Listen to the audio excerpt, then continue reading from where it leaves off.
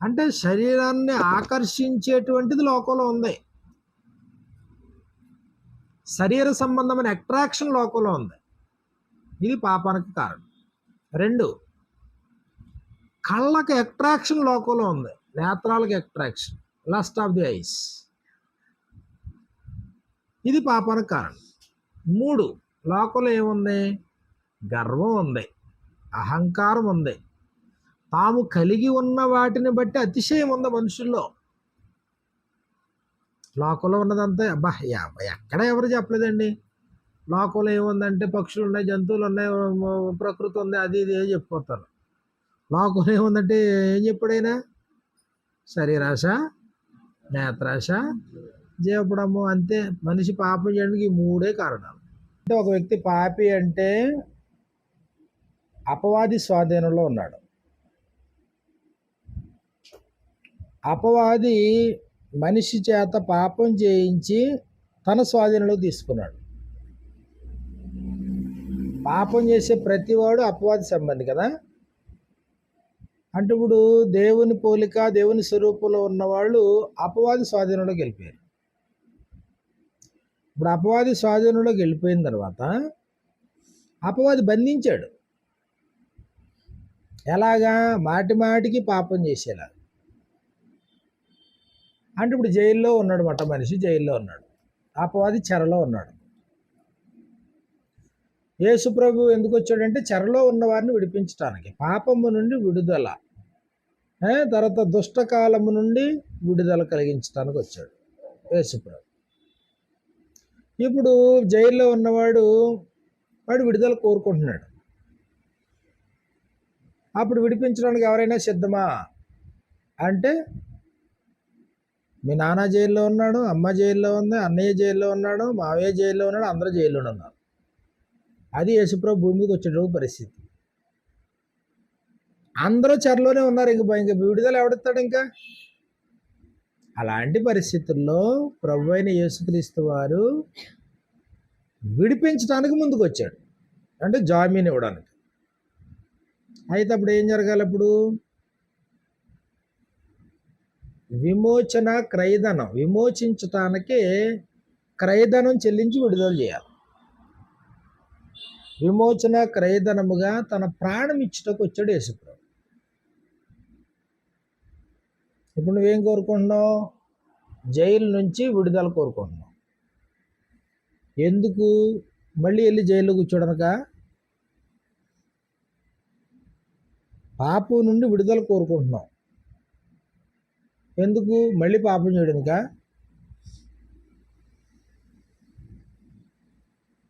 ఇప్పుడు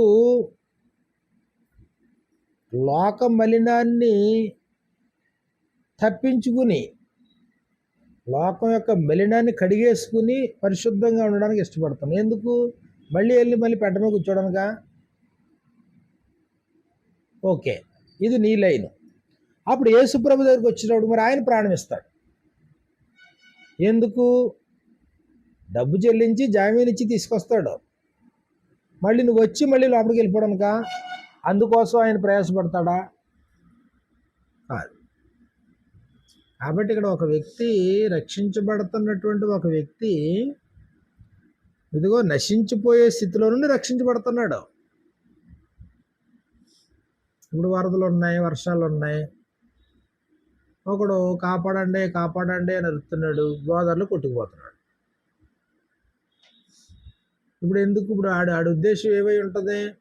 అమ్మా ఎవరన్నా కాపాడితే బాగుండు, చచ్చిపోయేలాగా ఉన్నాను, కాపాడితే బాగుండు అనుకుంటాడు. కాపాడిన తర్వాత మళ్ళీ ఇక్కడికి వచ్చి పడకపోతానేమో అనుకుంటాడా? అంటే అక్కడ ఇమ్మీడియట్ యాక్షన్ ఏంటి? అక్కడ నన్ను కాపాడేవాళ్ళు కావాలి, నన్ను రక్షించేవాళ్ళు కావాలి, ఈ పాపపు ఊబిలో నుండి నన్ను కాపాడేవాడు కావాలి. అది ఉద్దేశం. ఓకే, రక్షించబడ్డాము, ఆయన పరిశుద్ధపరిచాడు, ఆయన ప్రతి పాపం నుండి పవిత్రపరిచి పరిశుద్ధిగా చేశాడు, నీతిమంతుడిగా తీర్చాడు. అప్పుడు మనిషి తెలియక పాపం చేసే అవకాశం ఉంది, నెంబర్ 1. అవిశ్వాసం వలన పాపం చేసే అవకాశం ఉంది, నెంబర్ 2. అందుకని చెప్పేసి ఆయన ఏమంటాడంటేనా, బాప్తిసం పొందిన అనంతరం కావాలని మళ్ళీ జైలుకి పోవడం. కానీ మూడోది ఏంటంటే ప్రాచీన స్వభావం యొక్క ప్రభావం. ప్రాచీన స్వభావం అంటే ఏళ్ళు తరబడి ఒక రకమైన జీవితానికి అలవాటు పడ్డాం. ఇప్పుడు ఒక్కసారి ఆ జీవితంలో నుండి నూతన జీవితంలోకి వచ్చాం. కానీ ప్రాచీన స్వభావం యొక్క ప్రభావం ఉంటుంది. ప్రాచీన స్వభావం యొక్క ప్రభావం వల్ల ఒక మనిషి మళ్ళీ తప్పిపోవచ్చు, తెలియక తప్పిపోవచ్చు, అవిశ్వాసం వల్ల తప్పిపోవచ్చు. ఓకే, అప్పుడు అలా తప్పిపోతే పరిస్థితి ఏంటి అన్నప్పటికీ హెబ్రీలకు రాసినటువంటి పత్రికలో, హెబ్రీలకు రాసినటువంటి పత్రిక 5వ అధ్యాయంలో, హెబ్రీలకు రాసినటువంటి పత్రిక 5వ అధ్యాయం 1వ వచనం నుండి మనకి ఇలా వ్రాయబడింది. ప్రతి ప్రధాన యాజకుడు మనుష్యులలో నుండి ఏర్పరచబడిన వాడై పాపముల కొరకు అర్పణలను బలులను అర్పించుటకు దేవుని విషయమైన కార్యములు జరిగించుటకై మనుషుల నిమిత్తము నియమింపబడును. తాను కూడా బలహీనత చేత ఆవరింపబడి ఉన్నందున, ఎవరో యాజకుడు, యాజకత్వం జరిగించేవాడు కూడా, వాడు కూడా బలహీనత చేత ఆవరింపబడి ఉన్నందున అతడు ఏమీ తెలియని వారి ఎడలను, త్రోవ తప్పిన వారి ఎడలను తాలిమి చూపగలవాడై ఉన్నాడు. ఏమీ తెలియని వారి ఎడల, త్రోవ తప్పిన వారి ఎడల తాలిమి చూపగలవాడంటే ఇంగ్లీష్లో ఏమన్నాడు రా?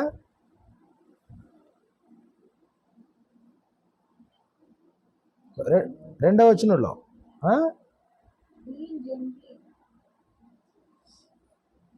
తాలిమి చొప్పగా ఏమి, తాను కూడా బలహీనత చేత ఆవరింపబడి ఉన్నందున అతడు ఏమీ తెలియని వారి ఎడలను, త్రోవ తప్పిన వారి ఎడలను తాలిమి చూపగలవాడై ఉన్నాడు. ఏమన్నాడు?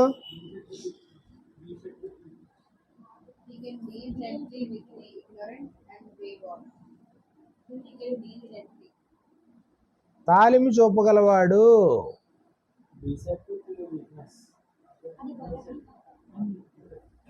అతను కూడా బలహీనత ఉంది.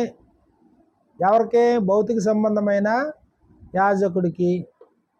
అయితే ఇప్పుడు ప్రభు అయినటువంటి యేసుక్రీస్తు వారు ఉన్నారు కదా, ఆయనటు దేవుని యొక్క పరిస్థితిని బాగా చూసినవాడు, ఇటు నరుల యొక్క పరిస్థితిని కూడా బాగా చూసినటువంటి వాడు. కాబట్టి ఇదిగో 4వ అధ్యాయము 14వ వచనం నుండి యేసు ప్రభుని గురించి ఇలా రాయబడి, 4వ అధ్యాయం 14 నుండి, ఆకాశ మండలము గుండా వెళ్ళిన దేవుని కుమారుడైన యేసు అను గొప్ప ప్రధాన యాజకుడు మనకు ఉన్నాడు గనుక.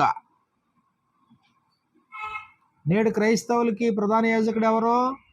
యేసుక్రీస్తు వారు మనకు ఉన్నాడు గనుక మనం ఒప్పుకొనిన దానిని గట్టిగా చేపట్టుదుము. మన ప్రధాన యాజకుడు మన బలహీనతల యందు మనతో సహానుభావము లేనివాడు కాడు గాని.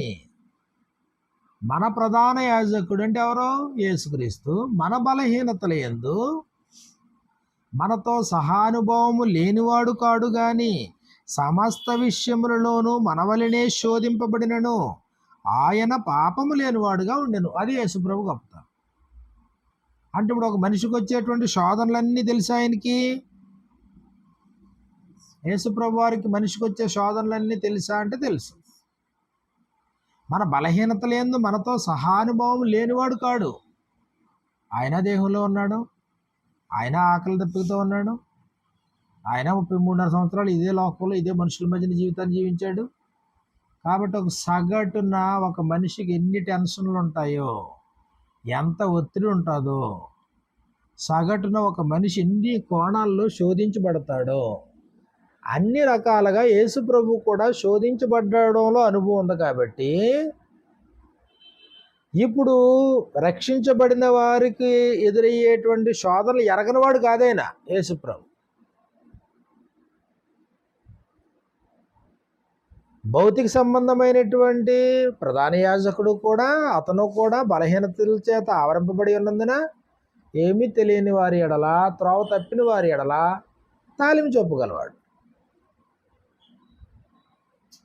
కాబట్టి ఇక్కడ మన పరిస్థితి ఏంటో, ఏ పరిస్థితుల్లో మనం ఎలా స్పందించాల్సిన పరిస్థితి ఏర్పడిందో, ఎక్కడ మనిషి త్రోవ తప్పుతున్నాడో, అతనికి ఎదురయ్యేటువంటి శోధనలు ఏంటో ఎరగని వాడు కాదు మన ప్రధాన యాజకుడు నేడు యేసుక్రీస్తు వారు. ఇప్పుడు యేసుక్రీస్తు వారికి అటు దేవుని గూర్చి తెలుసు, ఎందుకంటే దేవుని దగ్గర ఉండి ఈ లోకానికి వచ్చాడు కాబట్టి.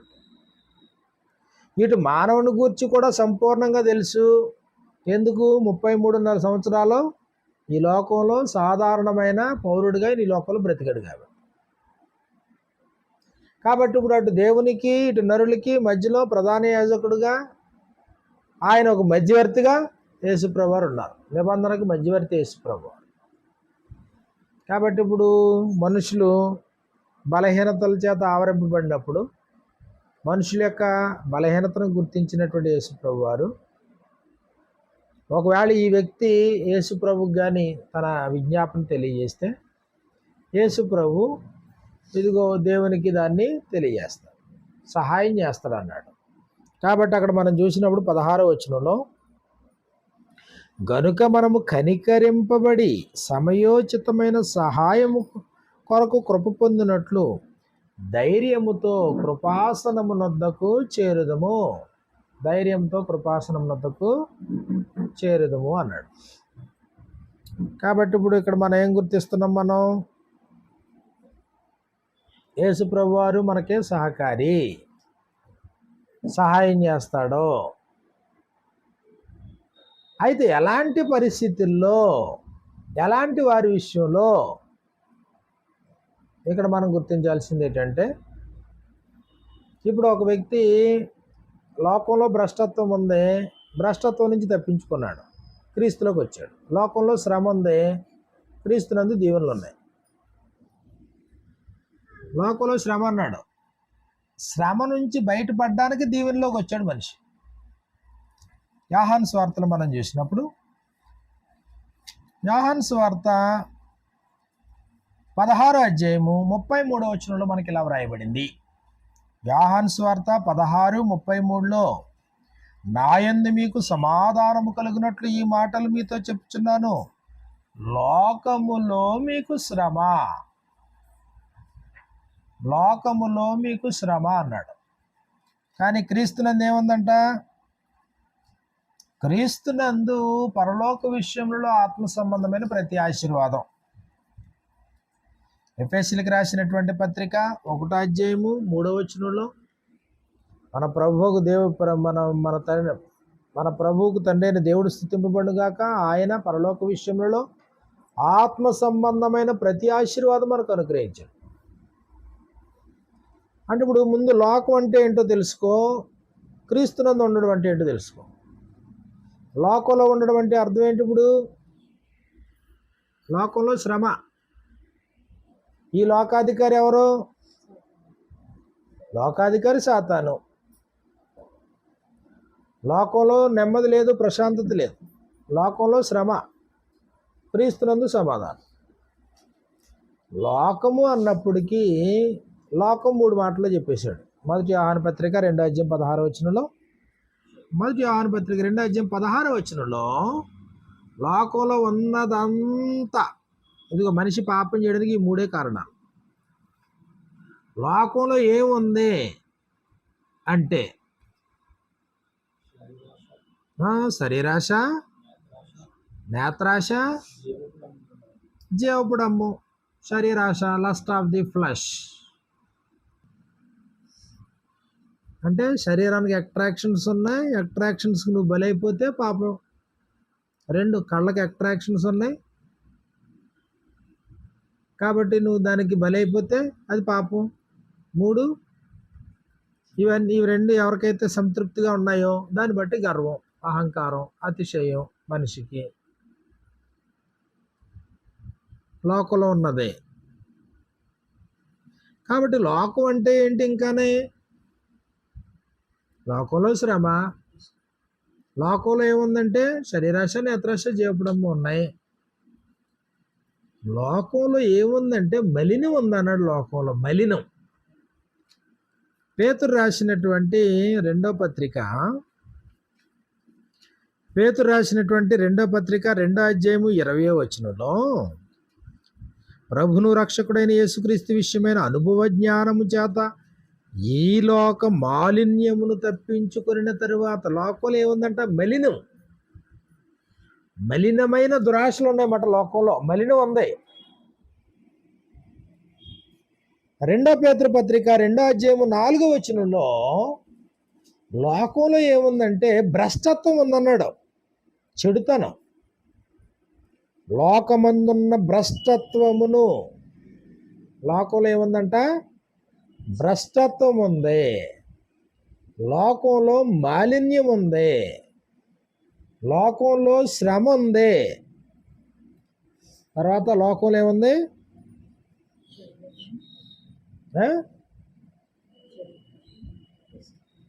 లోకంలో ఎలాంటి ఆశీర్వాదాలు లేవు.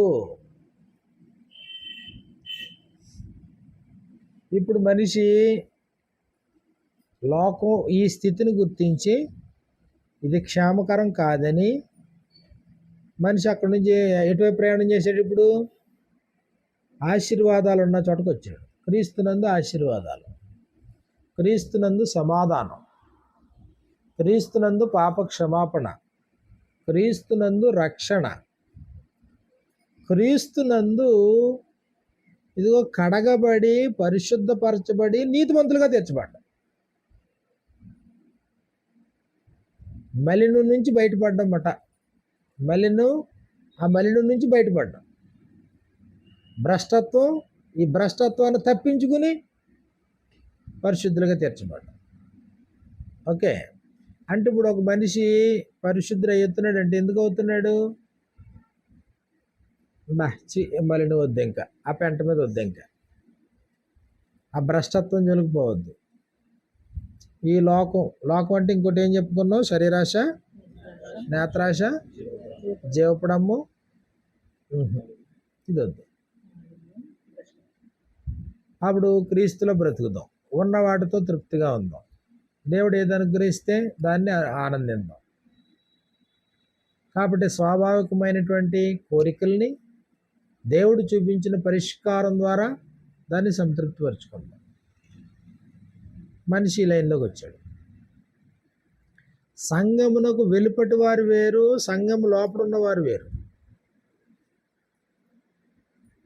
సంఘమునకు వెలుపటి వారి ఎడల ఇక మీదట చాలా జాగ్రత్తగా ఉండండి అన్నాడు గ్రంథం. కొలస్సీలకు రాసిన పత్రిక 4వ అధ్యాయాన్ని మనం చూసినప్పుడు, కొలస్సీలకు రాసినటువంటి పత్రిక 4వ అధ్యాయము 5వ వచనంలో మనకి ఇలా వ్రాయబడింది. కొలస్సీ 4:5, సమయమును పోనీయక సద్వినియోగము చేసుకొనుచు సంఘమునకు వెలుపటి వారి ఎడల జ్ఞానము కలిగి నడుచుకొనుడి. సంఘమునకు వెలుపటి వారు అంటే ఏంటి? నువ్వు దేన్నైతే చిచ్చి అని వదులుకుని వచ్చావో వాళ్ళలో, సంఘమునకు బయట ఉన్నారు వాళ్ళు, లోకంలో ఉన్నారన్నమాట. లోకంలో భక్తిహీనత ఉంది, లోకంలో దుర్నీతి ఉంది, లోకంలో దుష్టత్వం ఉంది, లోకంలో భ్రష్టత్వం ఉంది, లోకంలో చెడుతనం అంతా ఉంది, శరీరాశ, నేత్రాశ, జీవపడం ఉన్నాయి. కానీ ఇప్పుడు అక్కడి నుంచి నువ్వేమయ్యావు? నువ్వు సెపరేట్ అయ్యావు. You are separated from the world. కాబట్టి అపోస్తలుడైనటువంటి పేతురు అంటాడు, 2వ అధ్యాయము అపోస్తల కార్యాలు 2వ అధ్యాయం 39వ వచనంలో, మూర్ఖులకు ఈ తరము వారికి వేరే మీరు రక్షణ పొందండి అన్నాడు. 39వ వచనం 40వ వచనంలో ఇంకను అనేక విధములైన మాటలతో సాక్ష్యం ఇచ్చి, మీరు మూర్ఖులకు ఈ తరము వారికి వేరే. అంటే ఈ తరం అంతా ఎలా ఉందంట అండి? లోకం అంతా ఎలా ఉంది? మూర్ఖపు తరం. అది మూర్ఖులకు ఈ తరము వారికి వేరే రక్షణ పొందు. అంటే ఇప్పుడు సంఘానికి వెలుపుట ఎవరున్నారు? మూర్ఖులు ఉన్నారు. ఫిలిప్పీలకు రాసిన పత్రిక 2వ అధ్యాయంలో అయితే వక్ర జనం అన్నాడు, అంటే వంకర మనుషులు ఉన్నారు అన్నాడు. ఫిలిప్పీలకు రాసినటువంటి పత్రిక 2వ అధ్యాయము 14-15 వచనాలు మనకి ఇలా వ్రాయబడింది. మీరు మూర్ఖమైన వక్రజనము మధ్య. లోకం అంటే ఎవరున్నారంటే, లోకంలో ఎవరున్నారు? మూర్ఖమైన వక్రజనం, మూర్ఖులకు ఈ తరం, లోకమందున్న భ్రష్టత్వం. ఇదిగో మొత్తం మీద ఏదైతేనో ఇలాంటి పరిస్థితి నుండి నువ్వు తప్పింపబడి నువ్వు క్రీస్తులోకి వచ్చావు. ఇప్పుడు క్రీస్తులోకి వచ్చిన తర్వాత మళ్ళీ ఇప్పుడు లోకంతో నీకు జోలే ఉంది, ఇంకా నీకు మళ్ళీ లోకంతో నీకు పనే ఉంది. ఇంకా మరి యథార్థంగా జీవించటం కదా, నీతి న్యాయం కదా. దేవుని రాజ్యం అంటే నీతి, సమాధానము, పరిశుద్ధాత్మ అందలే ఆనందం. ఆయన ఆజ్ఞలు, ఆయన కట్టడలో విధులు ఉన్నాయి, వాటిని అనుసరించుకుంటూ వెళ్ళిపోవడం. దేవుని యొక్క చిత్తాన్ని అనుసరించి ఇక్కడ బ్రతకడం, దేవుణ్ణి సంతోషపెట్టడం, రక్షణను కాపాడుకోవడం. ఇదిగో ప్రమాదంలో ఉన్నాడు ఒక మనిషి, ఫైర్ యాక్సిడెంట్, అందులో నుంచి బయటపడ్డాడు, కాపాడబడ్డాడు, కొనసాగించుకోవడం. ఆ మనిషి ప్రవాహంలో కొట్టుకుపోతున్నాడు, అక్కడి నుంచి బయటికి లిఫ్ట్ ఇచ్చారు, బయటకు వచ్చాడు, రక్షించబడ్డాడు, దాన్ని కొనసాగించుకోవడం, మళ్ళీ అందులో పడకుండా జాగ్రత్త చూసుకోవడం. ఇది పరిస్థితి. అయితే ఇలాంటి వాతావరణంలో మళ్ళీ మనిషి పాపం చేసే అవకాశం ఎక్కడ ఉంటుంది? ఇలాంటి వాతావరణంలో మనిషి మళ్ళీ పాపం చేసే వాతావరణం ఎక్కడ ఉంటుంది? ఎప్పుడు సంభవిస్తుంది? ఆ ప్రశ్న అర్థమైందా? లోకం అంటే దీనికి దానికి సెపరేట్ కదా, మధ్యలో గీత. లోకం వేరు, క్రీస్తులో ఉండే విధానం వేరు. కాబట్టి ఇప్పుడు ఏమన్నాడు? సంఘమునకు వెలుపటి వారితో జాగ్రత్తగా నడుచుకోండి అన్నాడు. సంఘమునకు వెలుపటి వారితో జాగ్రత్తగా జ్ఞానముతో మీరు మసులుకోండి అన్నాడు. తెస్సలోనికైలకు రాసినటువంటి మొదటి పత్రిక 4వ అధ్యాయము, తెస్సలోనికైలకు రాసిన మొదటి పత్రిక 4వ అధ్యాయము 10-12 వచనాలు మనకి ఇలా వ్రాయబడింది.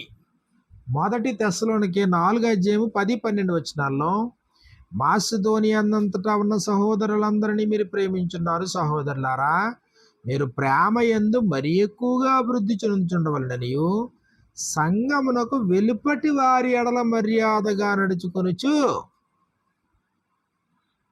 కొలసి పత్రిక 4:5లోనేమో సంఘమునకు వెలుపటి వారి ఎడల జ్ఞానముగా వారికి సమాధానం ఇమ్మన్నాడు.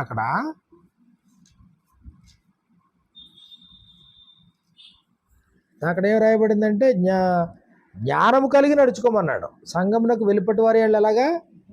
జ్ఞానము కలిగి నడుచుకో. ఇప్పుడు తెస్సలోనికైలకు రాసిన మొదటి పత్రిక 4వ అధ్యాయం 12 ఏం చెప్పాడు? సంఘమునకు వెలుపటి వారి ఎడల మర్యాదగా నడుచుకొనుచు. అప్పుడు మనకి అర్థమైపోవాలన్నమాట. మనకి లోకం అంటే ఏంటి, లోకంలో ఎలాంటి మనుషులు ఉంటారు, ఇప్పుడు లోకం నుంచి మనకి ఎలాంటి నష్టం జరుగుతుంది, లోకం యొక్క ప్రభావం ఏంటి, పరిస్థితి ఏంటి మనకు తెలిసిపోవాలి. ఇప్పుడు 2 పరస్పర విరుద్ధమైనటువంటి సమాజాలు. 2 లోకం ద్వేషించదు అన్నాడా? గ్యారంటీగా ద్వేషించదు. లోకం మనలే ద్వేషించదు, మనం ద్వేషించం లోకాన్ని. మనం లోకాన్ని ప్రేమిస్తాం, వాళ్ళని సన్మార్గంలో నడిపించే ప్రయత్నం చేస్తాం. కానీ వాళ్ళు ఏం చేస్తారు? వాళ్ళు ఏం చేస్తారంటే వాళ్ళ ప్రభావం చేత మనల్ని వాళ్ళ దాంట్లో కల్పించుకునే ప్రయత్నం చేస్తాం. కాబట్టి దీన్నే ఏం చెప్పాడంటేనా, దుష్ట సాంగత్యము మంచి నడవడిని చెరుపును అన్నాడు. అంటే ఇప్పుడు లోక సంబంధి ఎవరిని ప్రభావితం చేస్తాడో? క్రీస్తులో ఉన్నవాడిని అక్కడ పాపం చేయాల్సి వస్తుంది అన్నమాట. అక్కడ లోక సంబంధి క్రీస్తులో ఉన్నవాడిని ప్రభావితం చేస్తాడు. లోక సంబంధి క్రీస్తులో ఉన్నటువంటి వ్యక్తిని ప్రభావితం చేసేటువంటి ప్రమాదం ఉంది. కాబట్టి ఇప్పుడు లోకం అంటే ఏంటో మనం ఎరగాల, లోకపు స్థితి ఏంటో మనకు తెలియాలా. అందుకు పౌలు అంటాడు, శిరస్సును హత్తుకొనని వాడెవడు మీ బహుమానమును అపహరింపనీయకుడు అంటాడు. శిరస్సును హత్తుకొనని వాడు ఎవడును నీకొచ్చే బహుమానాన్ని అపహరింపనివ్వద్దు. ఎఫెసీయులకు రాసిన పత్రిక 2వ అధ్యాయంలో మనం చూసినప్పుడు లోకం యొక్క పని ఏంటి అంటే, ఇదిగో ప్రేరణ ఇచ్చి నిన్ను పాడు చేయడం లోకం యొక్క పని ఇది. అపరాధముల చేతను పాపముల చేతను చచ్చిన వారై ఉండగా ఆయన క్రీస్తుతో కూడా మిమ్మల్ని బ్రతికిస్తున్నాడు కదా. మీరు వాటిని చేయించి వాయుమండల సంబంధమైన అధిపతిని అనగా అవిధేయులైన వారిని ఇప్పుడు ప్రేరేపించు శక్తికి అధిపతిని అనుసరించి ఈ ప్రపంచ ధర్మము చొప్పున మునుపు నడుచుకుంటురి. అంటే ఇప్పుడు అవిధేయులైన వారిని ప్రేరేపించు శక్తికి అధిపతిని అనుసరించి అంటే ఇప్పుడు లోకం ఏం చేస్తుంది? ప్రేరణ ఇస్తుంది, నిన్ను పురుగొల్పుతుంది, చెడు వైపు నిన్ను ఆకర్షిస్తుంది, తిరిగి మళ్ళీ లోకంలో కలిసిపోయేలా నిన్ను చేస్తుంది. అక్కడ మనిషి పాపం చేసేది మళ్ళీని. లోకం నిన్ను విడిచిపెట్టదు. అపరిమితమైనటువంటి ఆ దుర్వ్యాపారంలో నువ్వు కూడా పరిగెత్తేలా చేస్తుంది లోకం. పేతురు రాసినటువంటి మొదటి పత్రిక 4వ అధ్యాయాన్ని మనం చూసినప్పుడు, పేతురు రాసినటువంటి మొదటి పత్రిక 4వ అధ్యాయంలో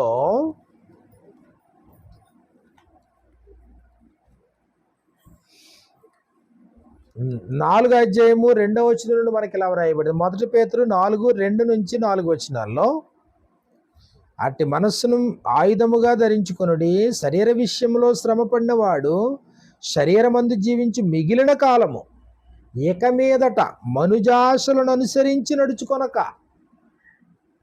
అంటే లోకంలో ఉండే మనుషులకి ఆశలు వాటిని అనుసరించి నడుచుకొనక దేవుని ఇష్టానుసారముగానే నడుచుకున్నట్లు పాపముతో జోలియక ఏమీ లేక ఉండును. దేవుని ఇష్టమా, మనుషుల యొక్క ఇష్టం జరిగించటమా? మనుజాశలను అనుసరించి నడుచుకోకుండా ఇక మీదటి దేవుని చిత్తాన్ని జరిగించడానికి నువ్వు ముందుకు వచ్చావు క్రీస్తులో. అయితే వాళ్ళు ఊరుకుంటారా? కాబట్టి ఇంక నువ్వు పాపంతో జోలి పెట్టుకోకుండా నువ్వు ఉంటే మనము పోకిరీ చేష్టలు, దురాశలు, మద్యపానము, అల్లరితో కూడిన ఆటపాటలు, త్రాగుబోతులు, విందులు, చేయదగని విగ్రహ పూజలు మొదలైన వాటి యందు నడుచుకొనొచ్చు. అన్యజనుల ఇష్టము నెరవేర్చుచుండుటకు గతించిన కాలమే చాలు. ఇంకా ఆ లోకం నుంచి మనం బయటపడిపోయాం. ఇంకేట్ల జోలికి మనం పో. అయితే వాళ్ళ పరిస్థితి ఎలా ఉంటుంది చూడండి. 4వ వచనంలో, అపరిమితమైన దుర్వ్యాపారమునందు, అపరిమితమైన ఆ దుర్వ్యాపారం, ఇది లోకంలో ఉండేది. అపరిమితమైన దుర్వ్యాపారమునందు మీరు తమతో పరిగెత్తకపోయినందుకు వారు ఆశ్చర్యపడుచు మిమ్మును దూషించుచున్నారు. దూషించడం మాత్రమే కాదు, ఏం చేస్తారో ఏదో ఒక రకంగా మీ స్థాయిని దిగజార్చే ప్రయత్నం చేస్తారు. ఇది లోకం. అందుకు పాపం చేసేది మళ్ళీని. నీ మానాన్ని నువ్వు ప్రశాంతంగా, నీకు అర్థమైంది, పరిస్థితి అర్థమైంది, వద్దొద్దు ఈ జీవితం వద్దనుకున్నావు, నువ్వు మారిపోయావు. కానీ లోకం నిన్ను మారనివ్వదు, సమాజం నిన్ను ఒప్పుకోదు. అపరిమితమైన దుర్వ్యాపారమునందు నువ్వు ఎప్పుడైతే నువ్వు పరిగెట్టడం ఆగిపోయావో, ఆ పోన్లే ఆడు ఇంక మంచిగా బతుకుతారంటున్నాడు కదా, బతకరి అని వదిలేస్తారా సమాజం? సమాజం విడిచిపెట్టదో, నీ కుటుంబం కూడా విడిచిపెట్టదు. భక్తిగా ఉంటాడా, ఎంతకాలం ఉంటాడు చూద్దాంలే, బుధవారం వరకు అంటారు మాట. కాబట్టి లోకం ఏం చేస్తుందంటే మళ్ళీ నీకు ప్రేరణ ఇచ్చి వెనక లాగే ప్రయత్నం చేస్తుందన్నమాట. అక్కడ పాపం చేస్తాడు మనిషి. అందుకనే అపోస్తలుడైనటువంటి పౌలు కొరింథీయులకు రాసిన మొదటి పత్రిక 15వ అధ్యాయము 33వ వచనంలో, మొదటి కొరింథీ పత్రిక 15:33లో ఆయన ఏం చెప్పాడంటే, మోసపోకుడి, దుష్ట సాంగత్యము మంచి నడవడిని చెరుపును. నువ్వు మంచోడుగా మారిపోయావు, కానీ సహవాసం ఇంకా ఉంది, శేషం ఉంది ఇంకానే. దుష్ట సాంగత్యం ఏం చేస్తుందంట? గ్యారంటీగా మంచోడిని చెడగొట్టేస్తుంది అన్నాడు. దుష్ట సాంగత్యం మంచి నడవండి ఏం చేద్దంటే చెడగొడుతుంది. కాబట్టి నీకు అర్థమైంది, విషయం అర్థమైంది, పాపం అర్థమైంది, రక్షణ అర్థమైంది, మారుమనసు అర్థమైంది, పాపాలు ఎలా క్షమించబడతాయి నీకు ఫార్ములా తెలిసింది. యేసుప్రభు ఎందుకు ఈ లోకానికి వచ్చాడో నువ్వు తెలుసుకున్నావు.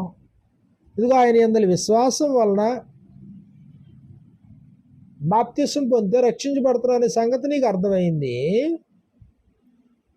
ఇదిగో ఇప్పుడు నువ్వు రక్షించబడ్డావు, క్రీస్తులోకి వచ్చావు, సమస్తమైన ఆశీర్వాదాలు ఇప్పుడు నీ మీద ఉన్నాయి. కానీ ఇప్పుడు లోకం అన్నావా, ఇది భ్రష్టత్వంతో ఉండిపోయింది, శరీరాశ నేత్రాశ జీవడంబంతో ఉండిపోయింది. లోకంలో భక్తిహీనత ఉంటుంది, మనుషులు తమ దురాశలు చొప్పున నడిచే పరిహాసకులు ఉంటారు. బాగానే జీవితాన్ని మొదలు పెడతాం, కానీ మళ్ళీ లోకం యొక్క ప్రభావం ఏం పడుతుంది మన మీద? పడుతుందా పడదా? అందుకని చాలా జాగ్రత్తగా ఉండండి అన్నాడు మాట. అపోస్తుల బోధ ప్రధానమైనటువంటి సూత్రం అదే. లోకమాలిన్యాన్ని తప్పించుకున్న నీవు మళ్ళీ ఆ మలినంలో పడిపోద్ది అన్నాడు.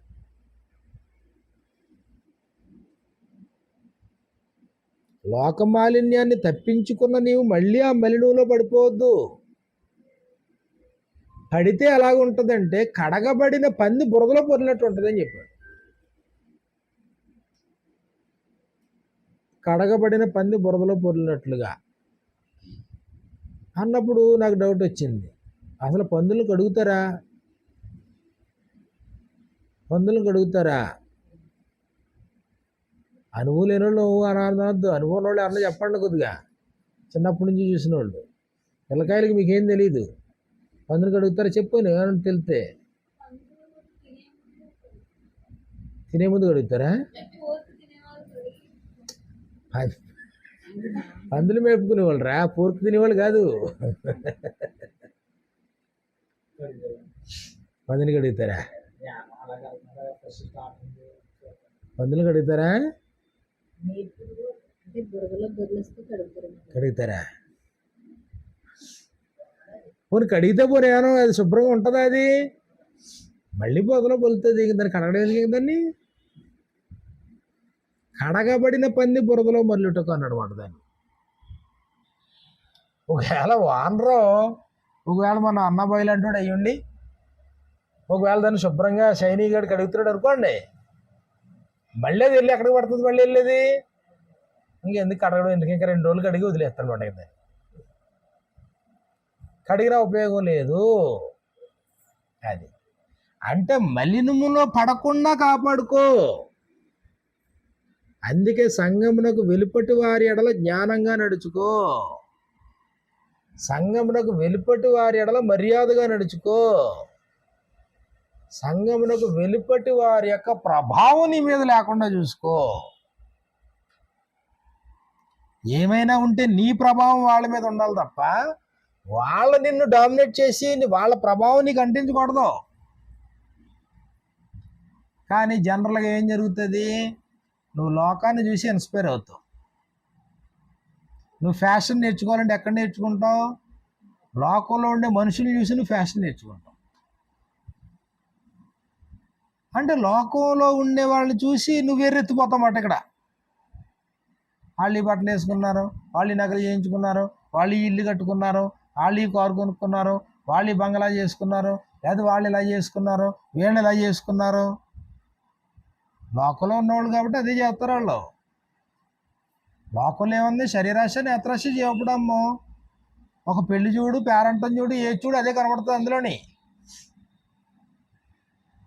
శరీరానికి సంబంధించిన అట్రాక్షను, కళ్ళకు సంబంధించిన అట్రాక్షను, దాన్ని బట్టి అతిశయం గర్వం కనబడుతుంది. ఎవరి పెళ్ళైనా అంతే, ఎవరి జీవితమైనా అంతే. కానీ అక్కడి నుంచి నేను బయటకు వచ్చేసాను కదా, నేను అప్పుడు జాగ్రత్తగా ఉండాలి, నేను విశ్వాసిని, వాళ్ళు అవిశ్వాసులు, వాళ్ళతో పొత్తు, వాళ్ళతో జోడీ కుదరదు అనేటువంటి అవగాహన లేకుండా పరిశుద్ధులు బ్రతుకుతున్నప్పుడు మళ్ళీ పాపం చేసే ప్రమాదం ఉంటుంది. కొరింథీయులకు రాసిన 2వ పత్రిక 6వ అధ్యాయాన్ని మనం చూసినప్పుడు, కొరింథీయులకు రాసినటువంటి 2వ పత్రిక 6వ అధ్యాయం 14వ వచనంలో మనకి ఇలా రాయబడింది. 2 కొరింథీ 6:14 నుండి ఇలా రాయబడింది, మీరు అవిశ్వాసులతో జోడిగా ఉండొద్దు. అవిశ్వాసులు ఎక్కడ ఉంటారు? జోడి కుదరదు అన్నాడనమాట. జోడి అంటే డు నాట్ బి అన్ఈక్వల్లీ యోక్డ్ టుగెదర్ అన్నాడు. బిలీవర్స్ విత్ అన్బిలీవర్స్, బిలీవర్స్కి అన్బిలీవర్స్కి మధ్యలో కాడి కట్టడానికి కుదరదు.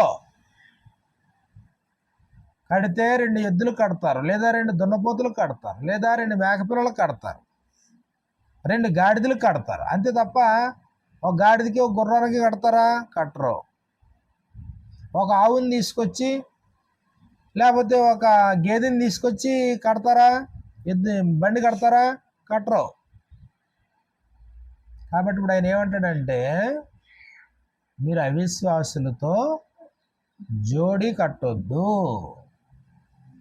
అసలు నీతికి దుర్నీతికి ఏం సాంగత్యం? అసలు నీతి ఎక్కడ, దుర్నీతి ఎక్కడ? నీతి ఏమో సంఘంలో, సంఘానికి వెలుపట ఏముంది? దుర్నీతి ఉంది. రామపత్రిక 1వ అధ్యాయం 18వ వచనంలో, దుర్నీతి చేత సత్యమును అడ్డగించి మనుషుల యొక్క సమస్త భక్తిహీనత మీదను దుర్నీతి మీదను దేవుని కోపం పరలోకం నుంచి బయలుపరచబడుతుంది. లోకంలో ఏముంది? దుర్నీతి. క్రీస్తులో ఏముంది? నీతి. ఇప్పుడు నీతికి దుర్నీతితో ఏమి సాంగత్యం? వెలుగునకు చీకటితో ఏం పొత్తు పెట్టుకోవడం? వెలుగు చీకటి 2 పరస్పర విరుద్ధం. వెలుగున్న చోట చీకటి ఉండదు, చీకటి ఉన్న చోట వెలుగు ఉండదు. చీకటి ఉంది, వెలుగు వచ్చింది, చీకటి పోద్ది. అవునా? 2 కుదరని చోట 2 వాటికి పొత్తు ఎలా కుదురుతుంది? వెలుగుకి చీకటికి పొత్తు ఎలా కుదురుతుంది? క్రీస్తునకు బెలియాలుతో ఏమి సంబంధం? బెలియాలు అంటే బయలుదేవత. క్రీస్తు ప్రభుకి బెలియాలకి అసలు కుదురుతుందా? ఏమి సంబంధం? సంబంధం ఉందా అసలనే? అస్సలు కుదరదు. దేవుని ఆలయం అంటే, దేవాలయం అంటే 4 గోడలు కాదు, కట్టడం కాదు, భౌతిక సంబంధమైన నిర్మాణం కాదు. దేవుని ఆలయం అంటే, దేవుని ఆలయానికి విగ్రహంతో ఏం పొందిక అంటే ఇప్పుడు ఏం అర్థం కావాలి? ఇప్పుడు పరిశుద్ధపరచబడ్డాం, మళ్ళీ you do not turn back, మళ్ళీ వెనక తిరగొద్దు. మళ్ళీ నువ్వు వెనక లోకం వైపు చూడొద్దు, వాళ్ళతో పొత్తు పెట్టుకోవాలనుకోవద్దు, మళ్ళీ వాళ్ళతో సాంగత్యం చేయాలనుకోవద్దు. కానీ నువ్వు నిరంతరం పొద్దున్న నుంచి అర్ధరాత్రి వరకు ఉండేది ఎవరితో? మళ్ళీ లోకంతోనే. స్వీట్ కొనుక్కోవాలి, మళ్ళీ అక్కడికి వెళ్ళాలి. చికెన్ కొనుక్కోడానికి వెళ్ళాలి, మళ్ళీ అక్కడికి వెళ్ళాలా? లోకం దగ్గరికి. నువ్వు మార్కెట్కి వెళ్ళాలా? మళ్ళీ లోకమే. నువ్వు స్కూల్కి వెళ్ళాలా? మళ్ళీ లోకమే. అదిగో జియానా ఎల్కేజీకి వెళ్ళినా కానీ మళ్ళీ ఎక్కడికి వెళ్ళాలి? ఇప్పుడు లోకంలోకి వెళ్ళాలి. అంతేనా? కాలేజీకి వెళ్ళినా, యూనివర్సిటీకి వెళ్ళినా, ఎక్కడికి వెళ్ళినా మళ్ళీ ఎక్కడికి వెళ్ళాలి? నువ్వు పొద్దున్న సాయంత్రం వరకు లోకంతోనే. ఇప్పుడు నీకు స్పష్టమైన అవగాహన ఉండాలి. ఏ అవగాహన ఉండాలా? నా స్టేటస్ వేరు, నా స్థాయి వేరు, నా ఐడెంటిటీ వేరు, లోకంలో ఉండే పరిస్థితి వేరు.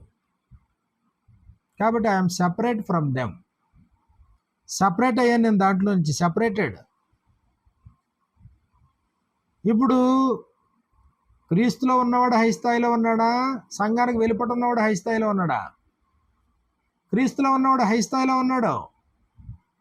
థింకింగ్లో, ఆలోచనలో, కార్యక్రమాల్లో, పద్ధతుల్లో, నిర్ణయాల్లో.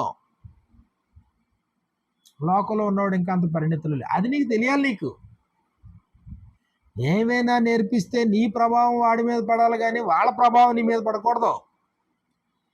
నిన్ను చూసి వాళ్ళ నేర్చుకోవాలి, కానీ వాళ్ళని చూసి నువ్వు నేర్చుకోకూడదు ఏమని. ఈ అవగాహనతో ఇంట్లో కాలు తీసి బయటెట్టాలి. ఎరా శని,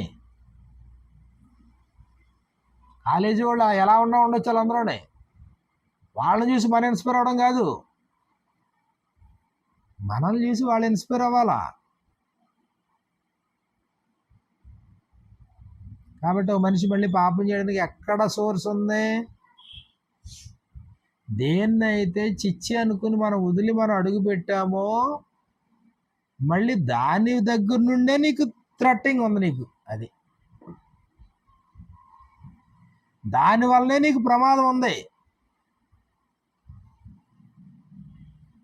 అందుకే అంటాడైనా, దుష్టుల ఆలోచన చొప్పున నడువక, పాపుల మార్గమున నిలువక, అపహాసకులు కూర్చుండు చోటను కూర్చుండక, యెహోవా ధర్మశాస్త్రం నందు ఆనందించుచు దివారాత్రము దాన్ని ధ్యానించేవాడు ధన్యుడు. కాబట్టి మళ్ళీ లోకం మళ్ళీ ఇదంటే కుదరదు. ఓకే, ఇప్పుడు శాశ్వత జీవితం అంతా మన పోరాటం ఇదే.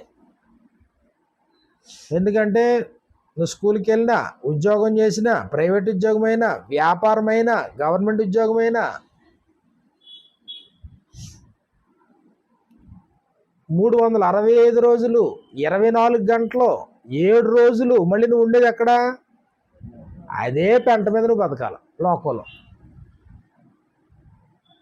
కానీ ఏమీ అంటించుకోకుండా మళ్ళీ రావాలి వెనక్కి. ఇది మన ముందున్న టాస్క్. యేసుప్రభు అలాగే బ్రతికాడా? యేసుప్రభు ఈ లోకంలోకి వచ్చాడా? ఆయన నిరంతరం ఉన్నది ఎవరి దగ్గర? ఎవరితోని? నేను నీతిమంతుల్ని పిలవ రాలేదన్నాడు.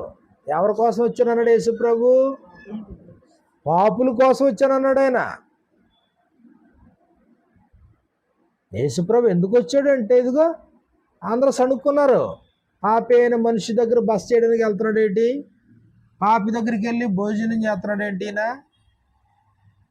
సణుక్కున్నాడు లేదా ప్రజలు? కానీ యేసుప్రభు ఎవరితో ఉన్నాడు? పాపులతోనే ఉన్నాడు.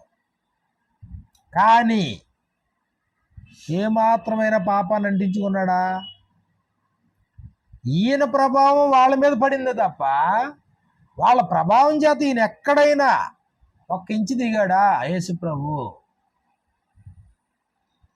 శోధనలు ఉంటాయి, ప్రతి మనిషికి శోధన ఉంటుంది. ఆ మాటకు వస్తే దేహంలో ఉండే ప్రతి మనిషికి శోధన ఉంటుంది, అన్ని రకాల శోధన. యేసుప్రభు కూడా దేహంలో ఉన్నాడు కాబట్టి యేసుప్రభు కూడా శోధించబడ్డాడు. కానీ ఆయన పాపము లేనివాడుగా ఉండెను. హెబ్రీలకు రాసినటువంటి పత్రికను మనం చూసినప్పుడు, హెబ్రీలకు రాసినటువంటి పత్రికలో, హెబ్రీలకు రాసినటువంటి పత్రిక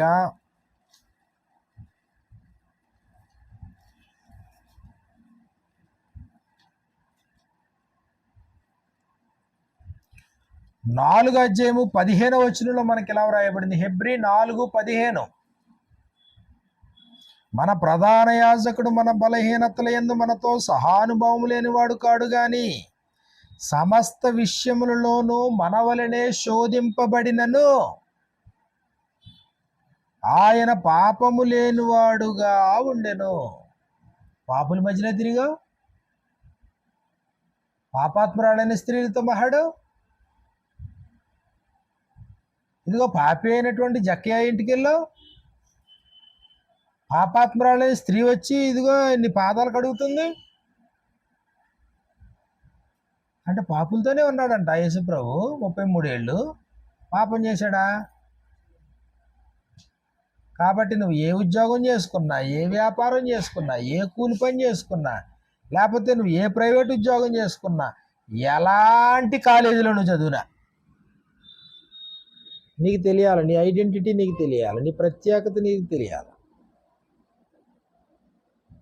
నేను వారిలో నుంచి ప్రత్యేకమయ్యాను, నేను సెపరేట్ అయ్యాను. కాబట్టి నీకు ఎలా కనబడాలంటే ఇదంతానే ఓకే, మనుషులే కదా ఇలాగే ప్రవర్తిస్తారు అంతే. ఎలా ప్రవర్తిస్తారు మనుషులు? మోసగాళ్ళు, దుర్మార్గులు, అసూయపరులు, నిందలేస్తారు, ద్వేషిస్తారు, అవమానిస్తారు. కాబట్టి నువ్వు కాలేజీకి వెళ్ళావు, ఎవరైనా ఒక అబ్బాయి ఇచ్చాడు, ఐ లవ్ యూ అన్నాడు. అది గెస్ చేసేసిదేనా, లేకపోతే గెస్ చేయని ఎప్పుడు జీవితంలో వినకూడని మాట అది. వాడు అలాగే ప్రవర్తించాడు. 2 రోజులు పోతే మళ్ళీ ఈ అమ్మాయిని వదిలిపెట్టి ఇంకొక అమ్మాయికి ఐ లవ్ యూ చెప్తాడు మళ్ళీ. అవసరమైతే అవకాశం దొరికినంత వరకు మోసం చేసుకుంటూ పోతాడు. అమ్మాయి అయినా అంతే, అబ్బాయి అయినా అంతే. అది అని పెద్ద వింత. లోకం, సమాజం వాళ్ళు అలాగే ప్రవర్తిస్తారు. కానీ నువ్వెలా ఉండాలి నువ్వు? కాబట్టి ఒక మనిషి పాపం చేయడానికి ఇది మళ్ళీ కారణం అవుతుంది అన్నమాట. దుష్ట సాంగత్యం కారణం, లోకం కారణం, లేకపోతే ప్రాచీన స్వభావం కారణం. అలాంటి పరిస్థితుల్లో మన పక్షాన్ని ఎవరున్నారు ఇప్పుడు? యేసుక్రీస్తున్నాడు. మన పక్షాన మనకి బలం, పరిశుద్ధాత్ముడు మన పక్షాన ఉన్నాడు, దేవుడు మన పక్షాన ఉన్నాడు. కాబట్టి ఇప్పుడు దేవుడు కానీ, యేసుప్రభు కానీ, పరిశుద్ధాత్ముడు కానీ మనల్ని జాగ్రత్తగా తీర్చిదిద్దడం వీళ్ళ పని. కాబట్టి ఇప్పుడు ఇలాంటి పరిస్థితుల్లో ఒకవేళ ప్రాచీన స్వభావం యొక్క ప్రభావం చేత కానీ, లేకపోతే నీ విశ్వాసం చేత కానీ, లేకపోతే తెలియక కానీ నువ్వు మళ్ళీ త్రోవ తప్పుతుంటే క్షమించబడతావు. క్షమించబడడానికి 3 ఛాన్సులు ఉన్నాయి. మూడు కోణాల్లో అవకాశం ఉంది క్షమించబడడానికి ఒక వ్యక్తి. ఒకటే, లోక స్నేహాన్ని వదిలిపెట్టావు, దేవుని స్నేహంలోకి వచ్చావు, దేవునితో అన్యోన్య సహవాసం కలిగి ఉన్నావు. యోహాను రాసినటువంటి మొదటి పత్రిక 1వ అధ్యాయంలో మనం చూసినప్పుడు, యోహాను రాసినటువంటి మొదటి పత్రిక 1వ అధ్యాయం 5వ వచనం నుండి మనకి ఇలా వ్రాయబడింది. 1 యోహాను 1వ అధ్యాయము 5వ వచనం నుండి, మేమాయన వలన విని మీకు ప్రకటించే వర్తమానమేమనగా, దేవుడు వెలుగై ఉన్నాడు, దేవునిలో చీకటి ఎంత మాత్రమును లేదు. దేవుడు వెలుగై ఉన్నాడు, ఆయనలో చీకటి ఎంత మాత్రమును లేదు. ఆయనతో కూడా సహవాసము గలవారమని చెప్పుకొని చీకటిలో నడిచిన ఎడల మనం అబద్ధమాడుచు సత్యమును జరిగింపకుందుము. అయితే ఆయన వెలుగై ఉన్న ప్రకారం మనమును వెలుగులో నడిచిన ఎడల అన్యోన్య సహవాసం కలిగిన వారమే ఉంటాం. ఇప్పుడు ప్రశ్నించుకో, పాపం చేసిన నీవు క్షమించబడ్డానికే దేవునితో అన్యోన్య సహవాసం ఉందా, లోకంతో అన్యోన్య సహవాసం ఉందా? నీ సహవాసం దేవునితోనా, లోకంతోనా? లోక స్నేహం అయితే దేవునితో వైరం, నీ క్షమాపణ లేదు. కానీ నీ సహవాసం ఎవరితోని? దేవునితోనే నీ సహవాసం. కానీ ఇప్పుడు తప్పు, క్షమించబడే అవకాశం ఉందా? ఆయన వెలుగై ఉన్న ప్రకారం మనము వెలుగులో నడిచిన ఎడల అన్యోన్య సహవాసం గలవారమై ఉందుము. అప్పుడు దేవుని కుమారుడైన క్రీస్తు రక్తము ప్రతి పాపము నుండి మనలను పవిత్రులుగా చేయను. నీ సహవాసం ఎవరితో? దేవునితోనా, లోకంతోనా? అన్యోన్యమైన సహవాసం దేవునితో ఉందా? అన్యోన్యమైన సహవాసం అంటే విడదీయరానంత సహవాసం. అది అన్యోన్య దంపతులు అంటాం చూసారా, అంటే విడదీయరాని దంపతులు, కలిసిమెలిసి ఉండే దంపతులు. కాబట్టి ఒకవేళ 2 రోజులు ఇప్పుడు పుట్టింటికి వెళ్ళింది అనుకోండి, ఆయన ఉండలేడు. ఒకవేళ ఆయన ఎక్కడన్నా ఒక 6 నెలలు క్యాంప్కి వెళ్ళాడు అనుకోండి, ఇప్పుడు ఉండలేదు. అది అన్యోన్యత అంటే. ఒకరిని వదిలి ఒకరు ఉండలేరు, ఒకరి సహవాసాన్ని విడిచిపెట్టి ఒకరు ఉండలేరు. అది అన్యోన్యత. దేవునితో ఇలాంటి అన్యోన్యత ఉందా? లోకంతో ఉందా నీకు అన్యోన్యత? దేవునితో కానీ ఇలాంటి అన్యోన్యమైన బంధం నీకు ఉంటే నువ్వు క్షమించబడతావు. నెంబర్ 1. నెంబర్ 2, రెండోది ఏం చెప్పాడు? 8వ వచనం నుండి మనకి ఇలా రాయబడింది, మనము పాపము లేని వారమని చెప్పుకుని ఎడల మనలను మనమే మోసపుచ్చుకుందుము, మరియు మనలో సత్యం ఉండదు.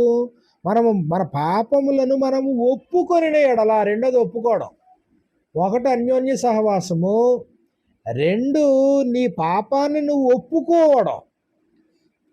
మన పాపములను మనము ఒప్పుకొని ఎడల ఆయన నమ్మదగిన వాడును నీతిమంతుడును గనుక ఆయన మన పాపములను క్షమించి సమస్త దుర్నీతి నుండి మనలను పవిత్రులుగా చేయును. రెండోదేంటి? మన పాపాలను ఒప్పుకోవడం. పాపాలను ఒప్పుకోవడం అంటే పాపాలు నువ్వు గుర్తించగలుగుతున్నావు, ఇది పాపం అని గుర్తించగలుగుతున్నావు. అయ్యో ఇది ఈ మాట నేను మాట్లాడకూడదు కదా, ఈ పని నేను చేయకూడదు కదా, అరే ఇది కరెక్ట్ కాదు కదా, ఇదేంటి నేను ఇలా ప్రవర్తించానేంటి, ఇలా ప్రవర్తించకూడదు కదా నేను అంటే నీ మనస్సాక్షి యాక్టివేషన్లోకి వచ్చింది. మనస్సాక్షి శుద్ధీకరించబడి ఇప్పుడు మనస్సాక్షి తప్పు ఒప్పు అని చెప్తుందన్నమాట నీకు. అప్పుడు ఓకే తప్పు అని నీకు అర్థమైంది. అర్థమైన తర్వాత ఇప్పుడు ఏం చేయడం మొదలెట్టావు? నువ్వు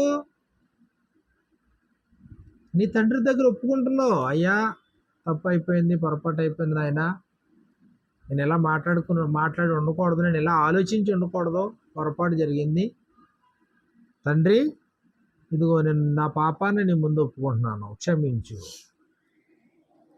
నీ పాపాన్ని ఇంకొకరు చెప్పడం కాదు, నీ పాపం ఏంటో నువ్వు గుర్తించి దాన్ని నీ దేవుని ఎదుట ఆయన సముఖంలో ఒప్పుకుంటే, ఏమన్నాడైనా మన పాపములు మనం ఒప్పుకొని ఎడల ఆయన నమ్మదగిన వాడు నీతిమంతుడు కనుక ఆయన మన పాపములను క్షమించి సమస్త దుర్నీతి నుండి పవిత్రులుగా చేయను. క్షమించబడే అవకాశం ఉందా? ఉందే. లేదు నేను ఎలా పాపం చేస్తానే ఉంటాను, నువ్వు క్షమిస్తానే ఉండంటే మళ్ళీ కాదేది. తండ్రి పొరపాటు జరిగింది నాయన, శరీర బలహీనతను బట్టి పొరపాటు జరిగింది, అవిశ్వాసాన్ని బట్టి పొరపాటు జరిగింది, ప్రాచీన స్వభావాన్ని బట్టి దాని ప్రభావాన్ని బట్టి పొరపాటు జరిగింది, కాబట్టి తెలియక పొరపాటు జరిగింది, తప్పు, ఆయన క్షమించు. క్షమింతాడా? క్షమించడా? క్షమింతాడు. మొదటిది ఎలా క్షమించే అవకాశం ఉంది? విడదీయరానంత సహవాసం ఆయనలో ఉన్నప్పుడు. లోక సహవాసం కాదు, తండ్రితో సహవాసం, దేవునితో సహవాసం. రెండోది ఎప్పుడు? నీ పాపాన్ని నువ్వు గుర్తించి దేవుని సముఖంలో ఒప్పుకుంటున్నప్పుడు. మూడో సంగతి ఏంటంటే, మత్తయి సువార్త 18వ అధ్యాయంలో మనకి ఇలా వ్రాయబడింది. మత్తయి సువార్త 18వ అధ్యాయంలో ఇదిగో 3,60,00,000 రూపాయలు అప్పున్నవాడు యేసుప్రభు దగ్గరికి తేబడ్డాడు కదా. అంటే అక్కడ ఉండేటువంటి యజమాని దగ్గరికి తేబడ్డాడు 3,60,00,000 రూపాయలు అప్పున్నవాడు. కాబట్టి అక్కడ యజమాని ఏం చేశాడంటే, అయ్యా నేను తీర్చుకోలేనండి ఇన్ని డబ్బులు, నా దగ్గర ఏమీ లేవంటే యజమాని ఏం చేశాడంట, 3,60,00,000 రూపాయలు అప్పు రద్దు కొట్టేశాడు, క్షమించేశాడు. 3,60,00,000 రూపాయలు అప్పు ఎవరిది అప్పు? అది మన పాపాలు. ఆయన క్షమించాడు, మనల్ని క్షమించాడు. క్షమించబడినాడు రోడ్డు మీద వెళ్తున్నాడు. 50 రూపాయలు వాడికి అప్పు ఉన్నవాడు కనబడితే వాడు గొంతు పట్టుకుని తీర్చేటంత వరకు కూడా బాధించే వరకు అప్పచెప్పాడు. వెంటనే చూసిన వారు యజమానుడికి ఈ విషయాన్ని తెలియజేస్తే, యజమానుడు 3,60,00,000 రూపాయలు ఎవరిదైతే అప్పు కొట్టేశాడో వాడిని మళ్ళా వెనక రప్పించి ఆయన మాట్లాడతాడు. చూడండి, మత్తయి సువార్త 18వ అధ్యాయము 32వ వచనం నుండి మనకి ఇలా రాయబడింది. మత్తయి సువార్త 18:32 నుండి, అప్పుడు వాని యజమానుడు వానిని పిలిపించి, చెడ్డదాసుడా, నీవు నన్ను వేడుకొంటివి గనుక నీ అప్పంతయు క్షమించి తిని, నేను నిన్ను కరుణించిన ప్రకారము నీవును నీ తోటి దాసుని కరుణింపవలసి ఉండెను కదా అని వానితో చెప్పాను. అందుచేత వాని యజమానుడు కోపపడి తనకు అచ్చి ఉన్నదంతయు చెల్లించి వారి వరకు బాధించి వారికి వారిని అప్పగించాను. అప్పుడు 35వ వచనంలో యేసుప్రభు అన్నాడు, మీలో ప్రతివాడును తన సహోదరుని హృదయపూర్వకముగా క్షమింపని ఎడల, క్షమించబడిన ప్రతివాడు కూడా తోటి సహోదరుని హృదయపూర్వకముగా క్షమింపని ఎడల నా పరలోకపు తండ్రి ఆ ప్రకారమే మీ ఎడల చేయను. అంటే రక్షించబడిన ప్రతివాడు కూడా ఏ గుణం కలిగి ఉండాలా? క్షమించటం. ఎవరినైనా క్షమించడం. నీకు అపకారం చేసినోడిని కూడా క్షమించటం, నీ శత్రువుని కూడా క్షమించడం, నిన్ను బాధ పెట్టేవాడిని కూడా క్షమించటం. యేసుప్రభు నేర్పించింది అదే కదా. నేను క్షమించలేనండి, జీవితంలో నేను క్షమించలేండి అన్నావు అనుకో, నీకు క్షమాపణ లేదు. ఇంకైతే నేను జీవితంలో క్షమించనండి, కుదరదు. చాలామంది భార్య విషయంలో, భర్త విషయంలో కూడా ఇలాగంటారు, పిల్లల విషయంలో కూడా ఇలాగంటారు. ఎవరినైనా క్షమించాను కానీ మా ఆయన్ని అస్సలు క్షమించనండి, పరలోకంలో. మా ఆవిడని అస్సలు క్షమించలేనండి ఇంకా అంటారు చూసారా, పరలోకంలో. అన్నదమ్ముల మధ్యన గొడవలు జరిగినాయి అనుకోండి, ఇంకా జీవితంలో మా అన్నయ్యని క్షమించనండి, పరలోకంలో. నేను క్షమించను అంటే నీకు పరలోకం లేదంతే. ఇంకా ఆయన నువ్వు క్షమించబడవు. పైగా నీ పాత అప్పులన్నీ తీసుకొచ్చి నేను ఎత్తి మీద వేస్తాడు. కడిగేసిన పాపాలన్నీ మళ్ళీ ఏం చేస్తాడు తీసుకొచ్చి? అదేనా అన్నాడు అక్కడ 34వ వచనంలో, యజమానుడు కోపపడి తనకు అచ్చి ఉన్నదంతయు చెల్లించేవారు. ఏంటి, ఆల్రెడీ కొట్టేశాడు కదా 3,60,00,000 రూపాయలు కొట్టేసింది, మళ్ళీ గుర్తొచ్చింది ఆయనకి. యజమానుడు కోపపడి తనకు అచ్చి ఉన్నదంతయు చెల్లించే వరకు బాధింపబడి వారికి వారిని అప్పగించను అన్నాడు. అంతే. మీలో ప్రతివాడు కూడా క్షమింపబడిన ప్రకారం క్షమించాలి. క్షమాగుణం, క్రైస్తవుడు క్షమాగుణం కలిగిన వాడు. దాన్ని ఒక్కదాన్ని డెవలప్ చేయండి. ఇంకా కక్షలు, ప్రతీకారాలు, స్వార్థాలు, అసూయలు ఇంకేముండవు. ఇంకా నువ్వు ఎలా ప్రవర్తించినా నేను క్షమించాలంతే. నువ్వు ఎలాగైనా ప్రవర్తించవచ్చు, కానీ నేను ఏం చేయాలా? క్షమించాలి. క్రైస్తవుడిగా లోకం ఎలాగైనా ప్రవర్తించవచ్చు, నేనే క్షమించాలి. ఇంట్లో వాళ్ళు ఎలాగైనా ప్రవర్తించని, నేనే క్షమించాలి. ఎందుకు ఇది లింకప్? దేనికి ఉంది ఇది? నేను క్షమిస్తేనే క్షమించబడతాను. ఇది కంటిన్యూస్ టెన్స్. ఇది దావీదు కూడా పాపం చేశాడు కదా, క్షమాగుణం కలిగినోడు దావీదు. సౌలు ఎప్పుడా ఎదురు చూసి చంపేద్దామని చెప్పేసి సౌలు తిరుగుతా ఉంటే, అలాంటి సౌలుని కూడా ఏం చేయకుండా క్షమించాడా? దావీదు రాజు అయిన తర్వాత యుద్ధంలో సౌలు కుమారులు వీళ్ళందరూ చచ్చిపోయారు. యుద్ధ నీతి ప్రకారం స్త్రీల్ని లేకపోతే ఇలాంటి వాళ్ళని చంపకూడదు. అయితే ఈయన రాజు అయిన తర్వాత ఎంక్వైరీ చేశాడు, సౌలు కుటుంబీకుల్లో ఎవరైనా శేషించిన వాళ్ళు ఉన్నారా అని ఎంక్వైరీ చేశాడు దావీదు. అప్పుడు వాళ్ళు వచ్చారు, రిపోర్ట్ సబ్మిట్ చేశారు. అయ్యా, సౌలు కుటుంబంలో ఒక్కడే ఉన్నాడండి, కుంటోడు ఉన్నాడు ఒకడు, వాడు ఇంకా బతికే ఉన్నాడండి అన్నారు. వెంటనే రాజుగారు పిలిపించాడు. శత్రువులు అందరినీ చంపుతారు కానీ యుద్ధ నీతి ప్రకారం ఇలాంటి అంగవైకల్యం ఉన్నవాళ్ళు చంపరాళ్ళు. కుంటివాడు చచ్చిన కుక్కలాగా ఉన్నాడు, ఇంకెతను ఏం చెప్తారు వీళ్ళు? సౌలు కుటుంబంలో శేషించిన వాడు ఎవడైనా ఉన్నాడంటే వాడు కుంటుకోడలో ఉన్నాడు. దావీదు పిలిపించి, సదాకాలం రాజు భోజనపు బల్ల మీద కూర్చుని తినేటువంటి హోదా కల్పించేశాడు అతను. రాజుగారితో కలిసి రాజుగారి యొక్క డైనింగ్ టేబుల్ మీద కూర్చుని తినేటువంటి హోదా ఒక కుంటోడు కల్పించాడు. ఇంతకీ ఎవడీ కుంటోడు? శత్రు కుమారుడు. అంతటి క్షమాగుణం కలిగినోడు మాట దావీదు. ఇప్పుడు శత్రువు కదా, శత్రువు శేషం మిగలకుండా అందరూ చచ్చిపోవాలని కోరుకోవాలి కదా. ఇంకా ఎవరైనా ఉంటే ఈయన అధికారులు ఉండి అందరిని చంపేలా. శత్రువు కుమారుడు కుంటి కాళ్ళు, వాడు ఎందుకు పనికిరాడో, యుద్ధంలో కూడా పనికిరాడో. శత్రువులు కూడా కనికరించి వదిలేశారు ఇంకండి. ఈ రాజుగారు మరి వాళ్ళ తండ్రి వీళ్ళ రాజులు కదా, మరి సౌలు సంపాదించిన ఆస్తులు పొలాలు ఇవన్నీ వేరేవాడు ఎత్తుకుపోయాడు. ఏముంది పాపం, వీడిని అలా వదిలేసి పడేశారు.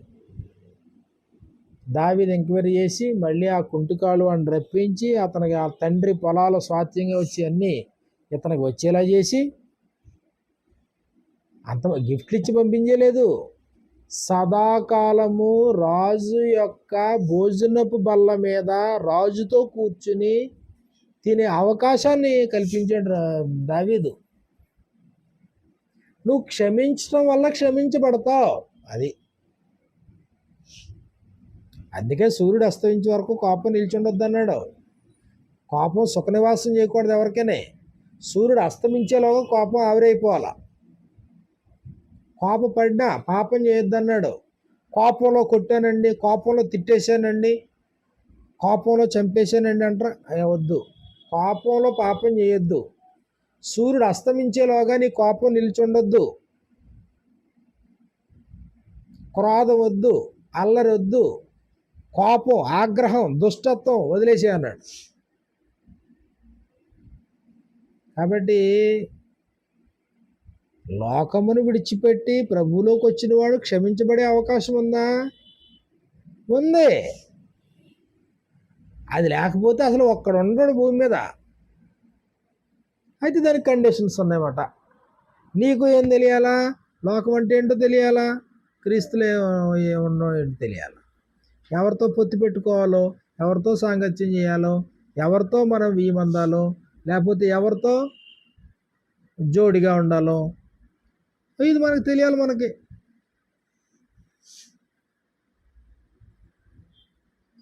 బయటికి వెళ్తున్నామంటే ఈ క్లారిటీతో వెళ్ళాలి. రస్మిలిగాడు బయటికి వెళ్తున్నామంటే ఈ క్లారిటీతో వెళ్ళాలన్నమాట. బయటికి వీళ్ళు లోకం కదా, వీళ్ళు ఇలాగే ఉంటారు అనుకోవాలన్నమాట. ఓకే, ఇట్స్ కామన్ అనుకోవాలా. వాళ్ళకి కామన్, మనకు కాదు సుమా. మనకు కాదు. We are chooser, we are separated. ప్రత్యేకమైన వాళ్ళు అలాగే ఉంటారు. వాళ్ళు అంతే. ఇక మా కాలేజ్ అండి, మా కాలేజీలో పార్టీ చేసుకున్నారండి, అమ్మాయిలు అబ్బాయిలు కలిసి డ్యాన్స్ చేశారండి అన్నారు అనుకున్నా, ఓకే వేస్తారు మరి. వాళ్ళు మందు పార్టీ కూడా తీసుకుంటారు వాళ్ళు. అది లోకం. అది వాళ్ళకి నిర్బంధం లేదు. వాళ్ళకి లేదండి, ఇదిగో ఆ అమ్మాయి ఈ అబ్బాయిని ప్రేమించిందండి, ఈ అబ్బాయి ఆడిని ప్రేమించాడండి, వీడు పెళ్ళి ఎక్స్పీరియడ్ అన్నారు అనుకోండి, ఓకే ఇట్స్ కామన్ వాళ్ళకి. అది మరి మనకు కుదరదు.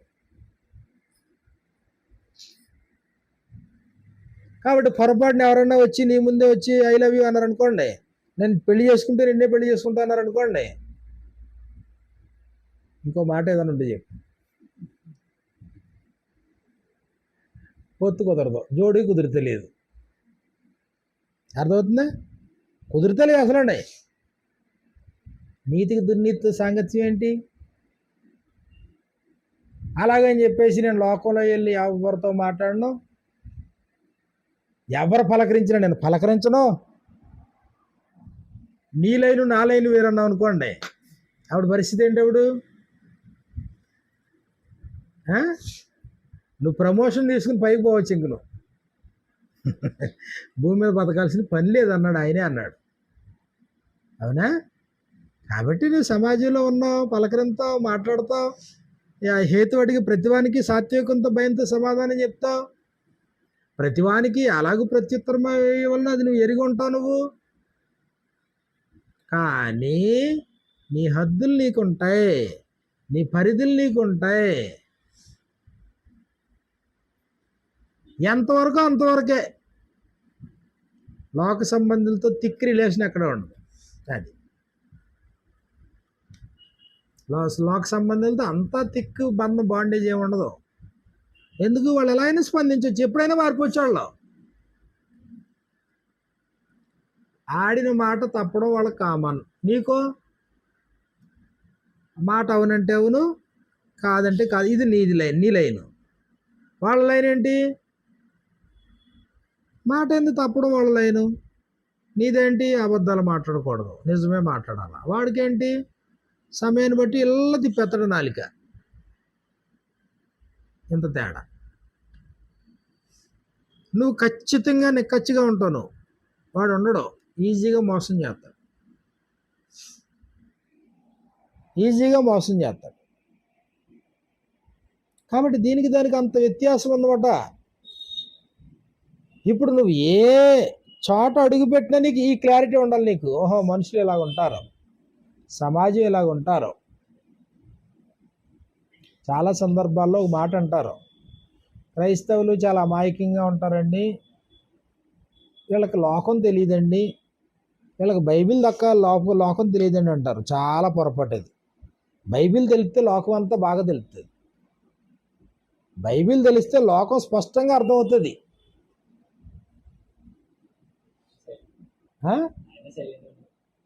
అయినా సైలెంట్ ఉండబెట్టి ఇప్పుడు బైబిల్ మనకు అర్థమైతే లోకంలో ఉండే వాళ్ళందరూ మనకు అర్థమవుతారు. క్రైస్తవుడు మోసపోవడం. ఈ బైబిల్, ఈ జ్ఞానం నీ దగ్గర ఉంటే ఎవరితోనైనా 5 నిమిషాలు నువ్వు మాట్లాడితే వాళ్ళు ఏంటో నీకు పసిగట్టేయగలరు. అర్థమైపోతుంది పరిస్థితి.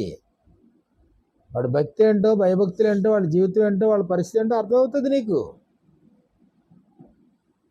లోకంలో ఉన్న వాళ్ళకి నిర్బంధాలు ఉండవు. అయితే మనకి దేవుడు నేర్పిస్తున్నాడు ఇవన్నీ. నీ కట్టడలు నేర్పిస్తున్నాడు, విధులు నేర్పిస్తున్నాడు, ఆజ్ఞలు నేర్పిస్తున్నాడు, మన కట్టుబాట్లు ఇదిగో ఇది ఇది ఇది ఇది నేర్పిస్తున్నాడు. బంధాలు ఇలా ఉండాలి, దేవునితో ఇలా ఉండాలి, ఆరాధన ఇలాగా, భయభక్తులు ఇలాగా, జీవితం ఇలాగా, మన సరిహద్దులు ఇలాగా, ఇవన్నీ నేర్పిస్తున్నాడు నేను మనకి. మన హృదయముల మీద వాటిని రాస్తున్నాడు, ధర్మ విధులు మన మనస్సుల్లో వాటిని ఉంచుతున్నాడు. మనకు తండ్రిగా మనం ఆయన ప్రజగా బ్రతికే కృపనిస్తున్నాడు. మన దోషముల విషయమై దయ కలిగి పాపములు ఎన్నడూ జ్ఞాపకం చేసుకోకుండా క్షమిస్తున్నాడు. కాబట్టి క్రైస్తవులు అమాయకులేం కాదు, అమాయకులేం కాదు. కానీ విచిత్రం ఎక్కడో తెలుసా? క్రైస్తవుల పిల్లలే, కానీ బయటికి వెళ్తారు, వాళ్ళని చూసి ఇన్స్పైర్ అవుతారు. మరి ఇది ఎక్కడ పిచ్చో నాకు అర్థం అవ్వదు. వాళ్ళని చూసి మన వేషధారణ, వాళ్ళని చూసి మన వస్త్రాలు, వాళ్ళని చూసి మన వెండి బంగారాలు, లేదా వాళ్ళని చూసి మన అకేషన్స్,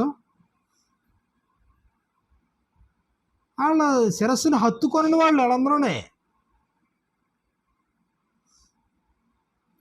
మనం చేసేది వాళ్ళ శభాష్ అని ఇలాగ ఉండాలి. శభాష్ అండి, వీళ్ళంటే అంత సింపుల్గా చేశారండి అనుకోవాలా వాళ్ళు. కానీ వాళ్ళని చూసి మనం వాతలు పెట్టుకుంటాం. అమ్మాయిని పెళ్లి చేసాడు అనుకోండి, వాడికి ఉన్న దాంట్లో 0.5% తీసి ఖర్చు పెట్టి చేశాడంట. దాన్ని చూసి మొదలెడతారన్నమాట జనాల్లో.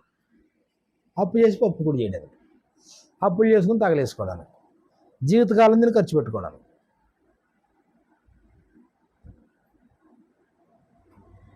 కాబట్టి ఇతరులను చూసి మనం నేర్చుకోవడం కాదు, నేర్పించడానికి వాళ్ళ దగ్గర ఏమీ లేదు. హై కల్చరు మందే, హైలీ థింకింగ్ మందే, డిగ్నిఫైడ్ లైఫ్ మందే, మారల్స్తో కూడిన విలువైనటువంటి మాదిరికరమైన జీవితం మందే. మన దగ్గర వాళ్ళు నేర్చుకోవాలా, మనల్ని బట్టి ఇన్స్పైర్ అవ్వాలా. చాలా భక్తి కలిగినటువంటి మనిషి, దేవునికి భలే ఇంపార్టెన్స్ ఇస్తాడండి ఆయన. అయ్యో, పొరపాటున అబద్ధం మాట్లాడు సార్ ఆయన. ఈ డిపార్ట్మెంట్లో ఇంతమంది ఉన్నారు కానండి, లంచం తీసుకునే వాళ్ళు ఎవరైనా ఉంటే ఆయన ఒక్కడేనండి. అది చాలా యథార్థంగా ఉంటాడు, చాలా సిన్సియర్గా ఉంటాడండి.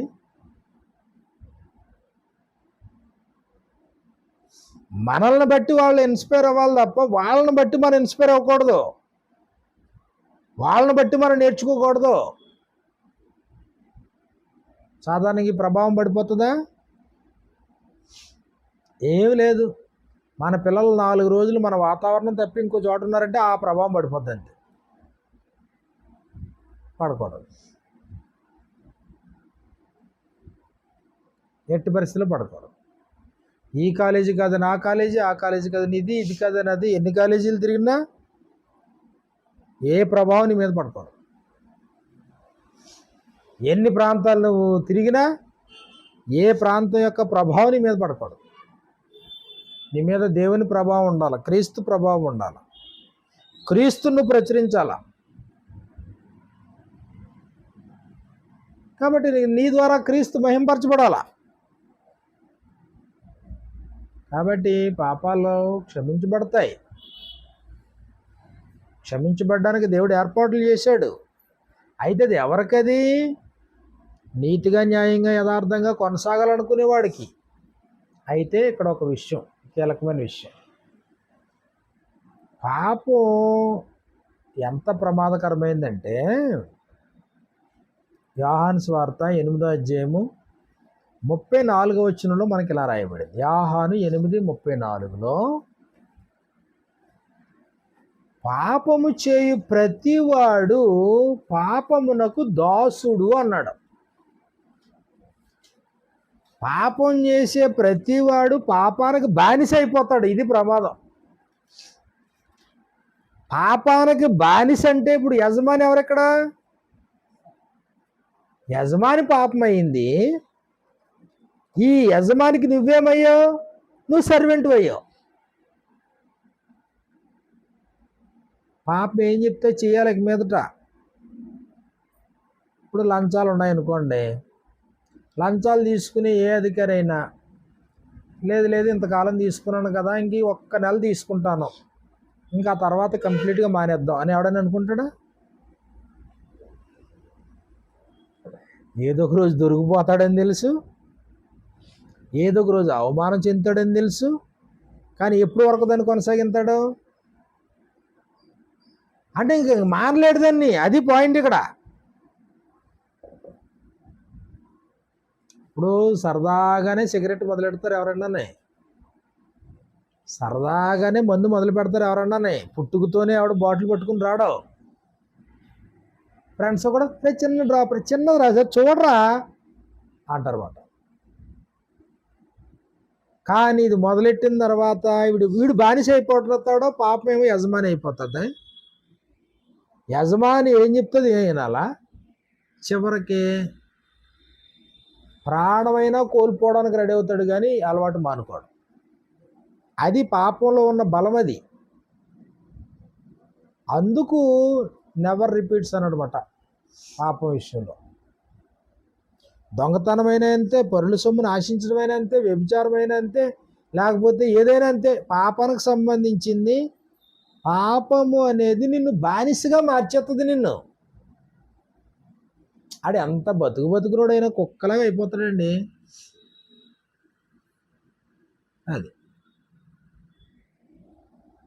నిన్న మొన్న వర్షం వస్తుంది. ఎక్కడి నుంచో దూరం నుంచి కార్ డ్రైవింగ్ చేసుకుంటూ వస్తున్నా, అందరూ నడిచే రోడ్డు అది. కొద్దిగా చీకటి పడుతుంది, లైట్లు వేసుకున్నాం, వస్తున్నాం, అలాగే వస్తున్నాం. ఒకడు రోడ్డు మీద పడుకుని ఉన్నాడు. ఆడే చావలేదు, ఏం చేయలేదాడు, ఫుల్గా తాగేసి ఉన్నాడు. యానంలో వింత వింత దృశ్యాలు కనబడతాయి. తాగేసి రోడ్డు మీద అప్పుడప్పుడు కుక్క వచ్చి పాస్పోస్కి వేసి వెళ్ళిపోతుంది. ఆడి బతికి ఎంత, ఆడి స్థాయి ఎంత గొప్పోడు, ఎక్కడున్నాడో పాపం. వాళ్ళ పేరెంట్స్ ఏంటి, లేకపోతే వాళ్ళ పిల్లలు ఏంటి, భార్య ఏంటి, వాళ్ళ జీవితం ఏంటి, ఎక్కడికి వచ్చాడు, ఎంత స్థితికి దిగజారాడు. డ్రైనేజ్లో పడతాడు ఒక్కొక్కడు వెళ్ళి. ఇంకేమీ తెలియదు, సోయి ఉండదు. ఎంత హీనస్థితికి దిగజార్చింది పాపం. పాపం యజమాని, నువ్వు బానిస అయిపోయావన్నమాట అక్కడ. అది పాపం వల్ల అది ప్రమాదం. పాపం చేయడం సమస్య కాదు.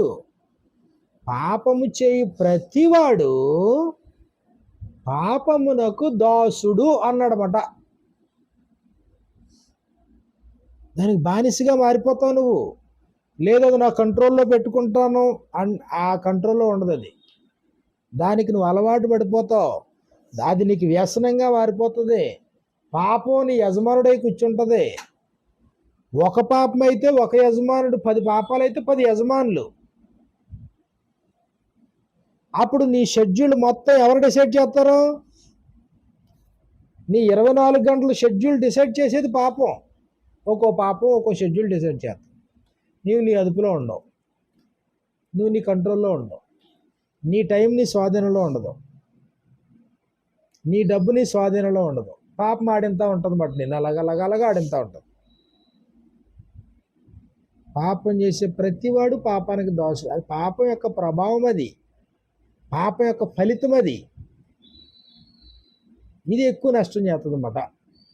అప్పుడు చివరికి మనిషి ఏమైపోతాడో, మేలైనది చేయవలనని కోరిక నాకు కలుగుతున్నది కానీ దాన్ని చేయడు నాకు తెలియట్లేదు. చేయగోరు మేలు చేయక చేయగోరని కీడు చేయుచున్నాను. దాన్ని చేసేది ఇక నా యందు నివసించి పాపమే కానీ నేను కాదు. I'm nothing.